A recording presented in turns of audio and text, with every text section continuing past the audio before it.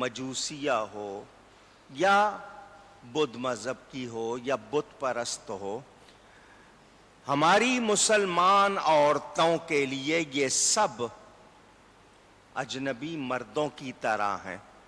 تو ہم اپنی عورتوں کو کیا حکم دیں کہ وہ اپنے بدن ایسی عورتوں کے سامنے نہ کھولیں؟ ہاں، اگر وہ لونڈیاں ہیں یا آپ کے اپنے ایمان والی ہیں تو پھر یہ حکم نہیں۔ اب میں جو معاشرے میں تفصیل ہے اس کے حوالے سے بات کر رہا ہوں۔ بیوٹی پارلر بنے ہوئے ہیں، باتھنگ سیلون بنے ہوئے ہیں، فلانی جگہ جائیں وہاں اس طرح غسل دیا جاتا ہے، جسم کی تھکاوٹ دور ہوتی ہے، مساج سینٹر بنے ہوئے ہیں، یہ جی بھاپ والا ہے، یہ فلاں والا ہے، وہاں پر کون ہے ان کے سامنے اپنا آپ کھول دینا۔ اور آج کل کیمرے لگے ہوئے ہیں، وہ آپ کی تصویریں محفوظ کر لیتے ہیں، کبھی آپ کو بلیک میل کرنے کے لیے یا دوسروں کو دینے کے لیے یہ حرکتیں عام ہو رہی ہیں۔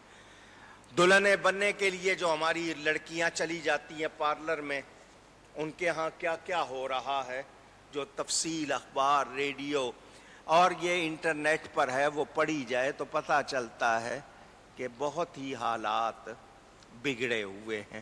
تو ایسے میں احتیاط کی بجائے ہم اور زیادہ بے احتیاطی کریں تو اس کے پھر نتائج ہمیں ہی بھگتنے پڑیں گے۔ میرے دوستوں اور بزرگوں، یہ تھوڑی سی تفصیل میں آپ کے سامنے سنا رہا ہوں۔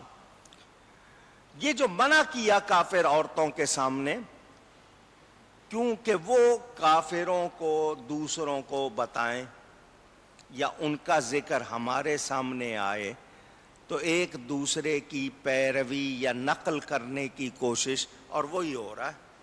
پہلے رسالے چھپتے تھے، ان میں فوٹو چھپتی تھی، اب ٹی وی پر آ جاتا ہے، ادھر دیکھا ان کو لباس اسی طرح کا فوراً بنانا شروع کر دیتے ہیں، کیا مرد اور کیا عورتیں، اور اسی طرح کی بناوٹیں اور سارا کچھ اختیار کر کے ہم دین کو اور خدا کے خوف کو بھول جاتے ہیں۔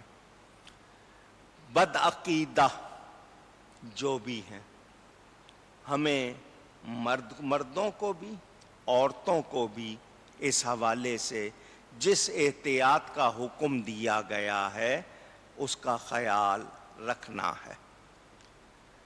اب یہ جو بیوٹی پارلر، مساج سینٹر، عورتوں کے لیے وہاں مرد بھی ہیں اور مردوں کے لیے وہاں عورتیں بھی ہیں۔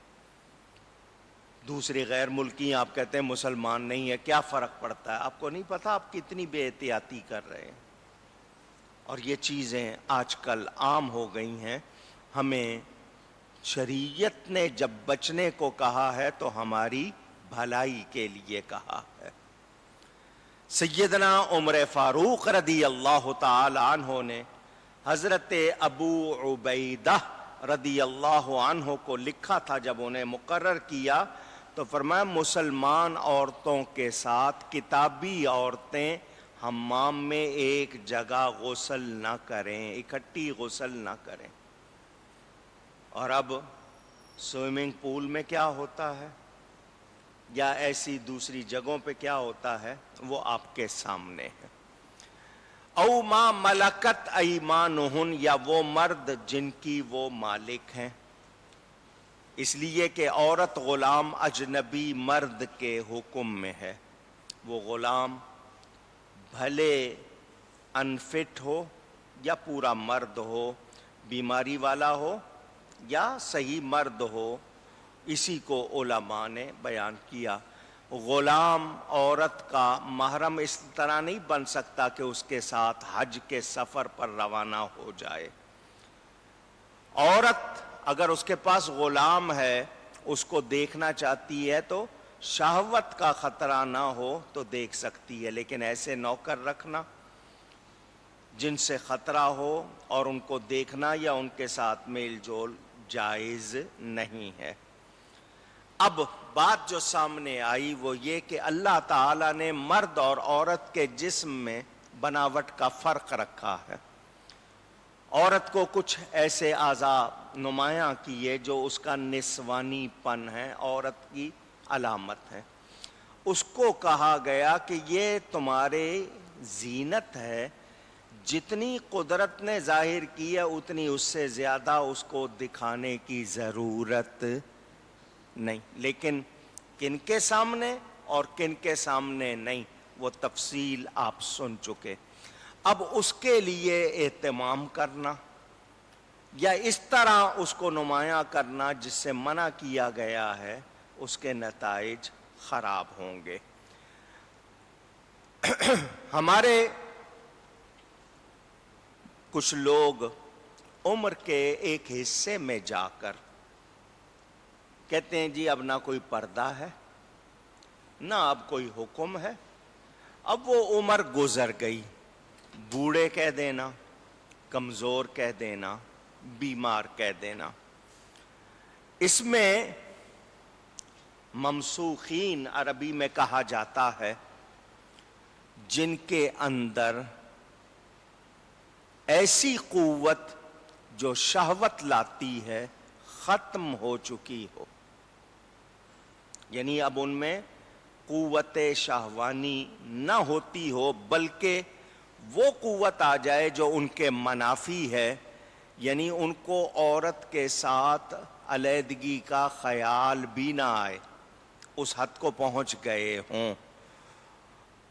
یہ میں آپ کو اس لیے بتا رہا ہوں کہ آپ کو یہ معلوم ہو، قوت مردانہ قوت اس کو اردو میں آپ لوگ کہتے ہیں، وہ ختم ہو جائے، یعنی اب اس کے اٹھنے کا دوبارہ کوئی چانس، گنجائش نہ ہو، اور یہ خود ہو، یہ نہیں ہے کہ وقتی طور پر ہو گیا اور آپ دوا کھا لیں تو پھر ٹھیک ہو جاتے، نہیں، یہ ہو گیا، بالکل ایسا ہو گیا، قوت ختم ہو گئی۔ تو ایسے شخص کے ساتھ بھی بوقت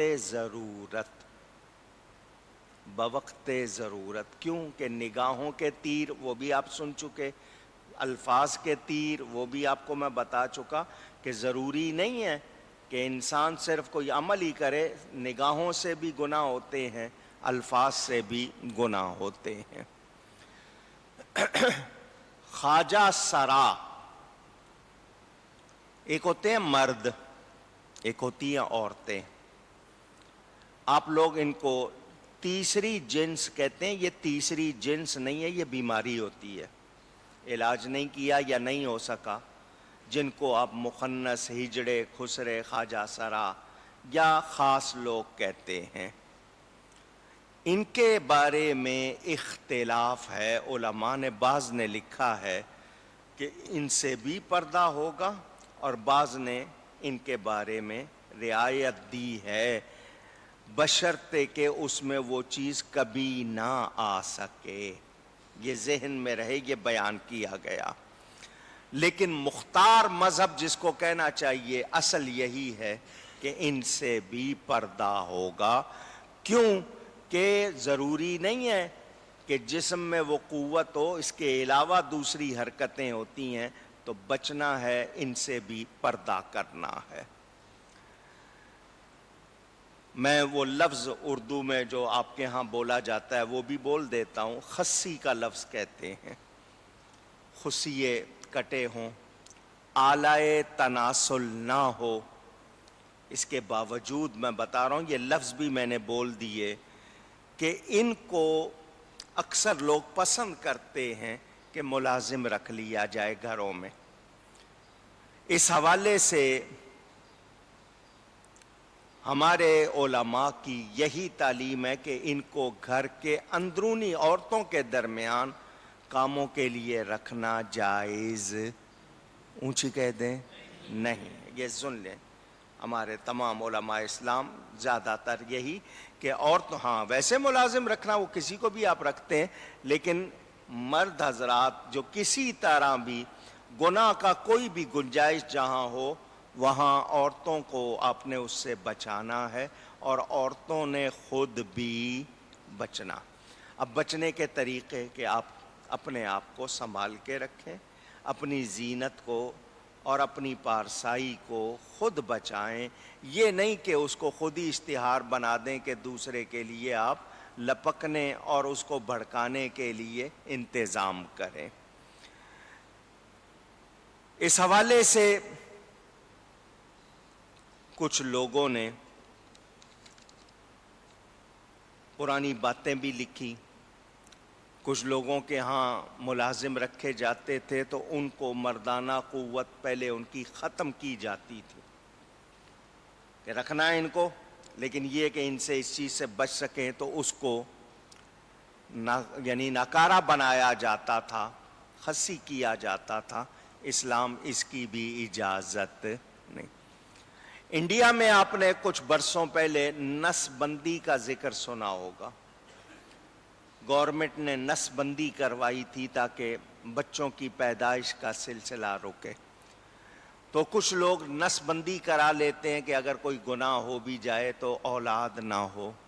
نس بندی کرانا جائز، اونچی کہہ لیں اور اونچی یاد ہو جائے آپ کو، اور ایسے لوگوں کو اس بنیاد پر گھروں میں رکھنا اس کی بھی گنجائش نہیں۔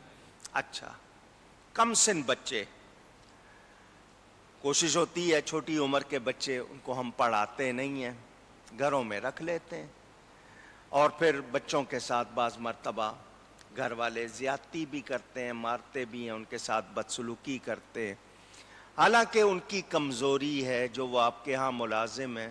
آپ اتنا ہی سوچ لیں کہ اگر میں اس کی جگہ ہوتا تو ہمیں ان سے بدسلوکی کی کوئی اجازت، گنجائش، اونچی کہیے گا زور سے، اپنے بچوں کو بھی سکھانا، آپ کی بیٹی ہو بیٹا ہو، کہ ملازم کے ساتھ ترش روئی سے یا اس طرح بات کرنا کہ وہ زر خرید ہیں، اس کی گنجائش نہیں۔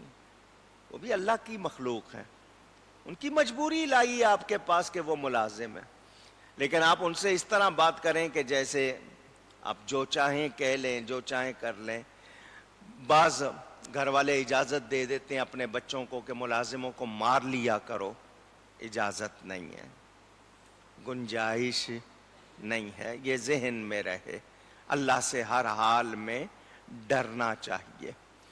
ایسے بچے جن کو عورتوں کی شرم کی چیزوں کی خبر نہیں، اب بہت مشکل سے ملیں گے کیونکہ اب پردے کی باتیں کھلے عام ٹی وی پر ہوتی ہیں، اخباروں میں ننگی تصویریں چھپتی ہیں، وہ اشتہار چھپتے ہیں کہ بچے خود بڑوں سے پوچھتے ہیں یہ کس چیز کے لیے کیا ہے، تو بہت مشکل ہو گئی۔ یعنی ابھی وہ بالغ نہیں ہوئے، شہوت کی حد کو نہیں پہنچے، اور ان سے وہ خطرہ نہیں ہے، تو ایسے بچوں سے پردہ ضروری نہیں ہے۔ اس میں آپ نے سن لیا۔ طفل عربی میں کہتے ہیں، اردو والے بچہ کہتے ہیں، چائلڈ، جب تک غافل رہے،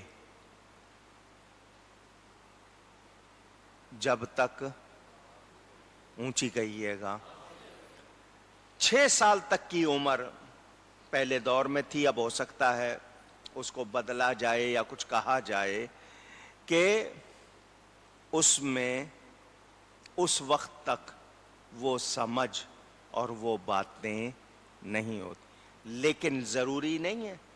کسی گھر میں معلوم ہوا کہ ایسے طور طریقے ہیں کہ وہاں کے بچے بڑوں سے زیادہ جاننے والے ہوں بعض مرتبہ، تو وہاں احتیاط کی جائے گی، لیکن یہ قانون آپ کو میں نے بتایا۔ انسان کو، مرد کو کہا گیا ناف سے لے کر گھٹنے تک اس کو چھپانا چاہیے۔ گھروں میں بعض لوگ مختصر سا لباس پہنتے ہیں تو ان کی اگر وہ حصہ کھلا ہوا ہے تو وہ جائز نہیں ہے۔ عورت کو عورت اسی لیے کہا جاتا ہے کہ مہذب قوم میں اس کے بے پردہ ہونے کو باعث شرم سمجھا جائے، مگر ہمارے ہاں اب بے پردگی پر شرم نہیں کی جاتی، بلکہ لوگ اس پر ایوارڈ دیتے ہیں، اس کو باقاعدہ کوئی حیثیت دی گئی ہے۔ اللہ تعالی ہم سب کو توبہ کی توفیق عطا فرمائے۔ اسلام واضح کرتا ہے کہ شرم اور حیا نہیں ہے تو ایمان نہیں ہے. عورت چھپانے کی چیز ہے، ظاہر کرنے کی چیز اونچی. عورا کا لفظ یعنی اس سے آنکھیں چراؤ، بجائے اس کے کہ آنکھ ٹکا کے دیکھو، آنکھیں چورانی چاہیے. اب بہت سے لوگوں میں جو زیادہ اپنے آپ کو مہذب کہتے ہیں، سویلائزڈ کہتے ہیں، ماڈرن کہتے ہیں، بلکہ زمانے کے ساتھ چلنے والے یہ لوگ جو ان کی بڑی خوبیاں بیان کی جاتی ہیں، ان کے حوالے سے یہ بات سامنے آ رہی ہے کہ ان کے ہاں یہ برائیاں زیادہ پائی جاتی ہیں، کیونکہ وہ ان کو عیب سمجھتے نہیں. بے پردگی کو، بے حیائی کو وہ عیب نہیں سمجھتے بلکہ آزادی سمجھتے ہیں. اللہ تعالی ان کو بھی ہدایت عطا فرمائے. بچہ بالغ ہو جائے اور وہ بھلے بدصورت ہو، کہتے ہیں جی اس کی تو شکل ہی ایسی، اس کو کون دیکھے گا، لیکن وہ ہے تو بالغ، اس میں شہوت تو ہو سکتی ہے. تو وہ اس کی صرف کم روح ہونا کہ اس کے چہرے میں خوبصورتی نہیں ہے تو اس سے بے پردگی کی گنجائش نہیں نکالی جائے گی. وہ مردوں کے ہی حکم میں ہوگا، اسی طرح ہوگا. اسی طرح ایسی باندی رکھ لینا کہ وہ عجیب بدصورت ہے، کالی کلوٹی ہے، مگر ہے تو عورت، اس کے پاس وہ اعضاء تو ہیں، تو اس کو یہ مرد کہے کہ نہیں میرے لیے وہ اس کو دیکھنا جائز ہوگا، تو ایسی گنجائش اونچی کہیے گا نہیں ہے. میرے دوستوں اور بزرگوں، اس حوالے سے بڑی روایتیں، حکایتیں، واقعات کتابوں میں لکھے ہوئے ہیں. تفصیل سناؤں تو آپ پریشان ہو جائیں. ایک عالم کے بارے میں ایک بات کتابوں میں، وہ فوت ہو گیا، انتقال کر گیا. اس کی وفات کے بعد کسی نے اس کو خواب میں دیکھا کہ اس کے چہرے کا ایک حصہ کالا پڑ گیا، سیاہ ہو گیا. پوچھا گیا اس سے کیا ہوا تیرے ساتھ یہ؟ اس نے کہا کہ یہ کم سن جن کی داڑھی ابھی نہیں آئی، بچے ہوتے ہیں، تو میں نے ایک لڑکے کو دیکھا تھا شہوت کی نیت سے. وہ خوبصورت لڑکا تھا، داڑھی ابھی نہیں آئی تھی، تو مجھے یہ سزا ملی کہ میرے چہرے کے ایک حصے کو جہنم کی آگ سے جلایا گیا. یہ میں نے صرف آپ کو اشارہ، میں نے کہا نا اس طرح کی بہت سی حکایتیں ہیں. ہم لوگ بالکل بے خوف ہیں، بے پرواہ، ہمیں احساس نہیں ہے کہ ہم کہاں کہاں کیا کیا غلطی کر رہے ہیں. ہمیں سوچنا چاہیے. ہر عورت کے ساتھ دو شیطان ہوتے ہیں. ہر عورت کے ساتھ، اور وہ لڑکا جو ابھی داڑھی نہیں آئی، مونچھیں ابھی نہیں آئی ہیں، بلوغت کی طرف گیا ہے، اس کے ساتھ 18 شیطان ہوتے ہیں. بتانے کے لیے آپ کو کہ کہاں کتنا خطرہ ہے. جب آپ اس طرح کے لڑکوں کے ساتھ اٹھنے بیٹھنے لگ جائیں، پاگل ہوں، بچے ہوں، اس طرح کہتے ہیں نا جس طرح کی صحبت ہوگی ویسے اثرات آئیں گے. انسان سے ہیبت اٹھ جاتی ہے. کیا مطلب؟ وہ عادی ہو جاتا ہے، پھر اس کو خدا کا یا کسی اور انجام کا خوف آتا نہیں. یہ اس کے اندر چیز آ جاتی ہے. کوئی بچہ، اب ہمارے ہاں ڈرامے ہیں، ہم تو ایک دوسرے کو نہ صرف دیکھتے ہیں بلکہ کہتے ہیں ہم جی فین ہیں. انگلش کا یہ لفظ نکالا ہوا ہے کہ جی آپ کے مداح چاہنے والے ہیں، فین ہیں. لڑکیاں لڑکوں کے لیے کہہ دیتی ہیں، لڑکے لڑکیوں کے لیے کہہ دیتے ہیں، ان کی تصویریں سجاتے ہیں، کیا کچھ کرتے ہیں. تو جب دیکھنے پہ یہ معاملہ ہے تو تصویریں لگانا، سب کچھ کرنا، پھر اس کی گنجائش کہیں ہو سکتی ہے؟ سوچنا چاہیے. آپ پردے میں ہیں غسل خانے میں، جس کو آپ واش روم کہتے ہیں، آپ کو شوق چڑھتا ہے، بہت سے لوگ شیشے لگا لیتے ہیں، آئینے، اور بناوٹوں کو مختلف پوز بنا کے دیکھنا، عورت ہو یا مرد ہو. ایسا نہیں کرنا چاہیے. بینائی متاثر ہوتی ہے، بلکہ نقصان کا ڈر زیادہ ہے، اس میں منع کیا گیا. جب خود دیکھنے پہ اتنا کیا گیا ہے تو دوسروں کو دکھانے پہ کتنا ہوگا؟ سوچا جائے، انسان اگر غور کرے. چلتے ہوئے آج کل تو باقاعدہ آپ کو کیٹ واک دکھائی جاتی ہے کہ بلی کی طرح کندھے اچکا کے چلنا، تاکہ جسم کے حصے نمایاں ہوں، کولے نمایاں ہوں، سینہ نمایاں ہو، پیٹھ نمایاں ہو. حکم کیا دیا ہے؟ دھمک والی چال یا زور سے پاؤں نہیں رکھنا چاہیے جس سے جسم کے حصے ابھریں. ایسی چال پیدا ہو، اس سے بھی منع کیا گیا ہے. زیور پہننا پاؤں میں، خاص طور پر پازیب کہتے ہیں، آپ پائل کہتے ہیں، اس اگر پہنی ہوئی ہے تو اور زیادہ آہستہ پاؤں رکھیں تاکہ آواز نہ ہو، کیونکہ آپ کی وہ آواز موسیقی پیدا کرتی ہے، وہ موسیقی دوسرے کو گناہ کی طرف سوچنے پر لے جا رہی ہے. یا اگلا یہی سمجھے گا کہ مجھے برائی کی طرف بلایا جا رہا ہے. تو غور کرنا چاہیے، اس حوالے سے دیکھنا چاہیے.